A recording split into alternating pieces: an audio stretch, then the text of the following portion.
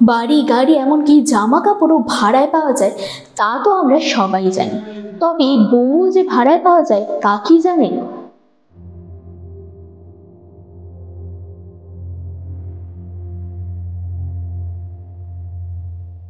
অবাক লাগলেও এমনই এক জেলা রয়েছে আমাদেরই দেশে, যেখানে বউ ভাড়ায় পাওয়া যায়।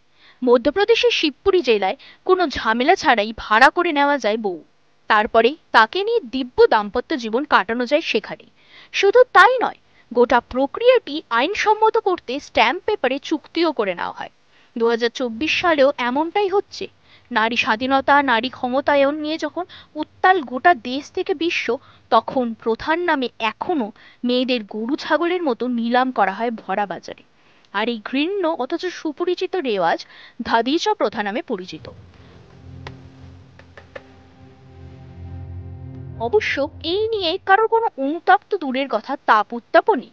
কারণ এই প্রথা যে দীর্ঘদিনে আর্থিকভাবে সচ্ছল পুরুষেরা ভাড়া করা মহিলা নিয়ে সংসার করতে পারেন অবলীলায়। আরো ভালো করে বললে, ভাড়া করা মহিলা নিয়ে মেটাতে পারে নিজেদের লালসাও।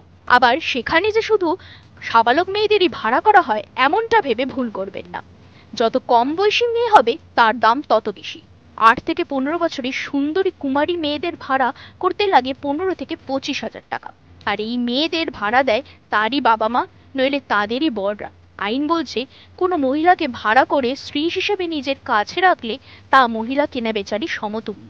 কিন্তু কোথায় আইন? মাত্র 10 টাকা স্ট্যাম্প পেপারে সই হয়ে যায় চুক্তি। মাস বা বছরের হিসেবে ভাড়া দেওয়া হয় মহিলাদের। চুক্তি শেষ হয়ে গেলে তা ফের নবীকরণ করা যায়। বেশি পয়সা দিলে বেশি দিনের জন্য ভোগ করা যায় ভাড়া করা বউকে। আবার সেই মেয়েকে শুধু তার বর না, ভোগ করতে পারে বাড়ির অন্যান্য পুরুষ সদস্যরাও।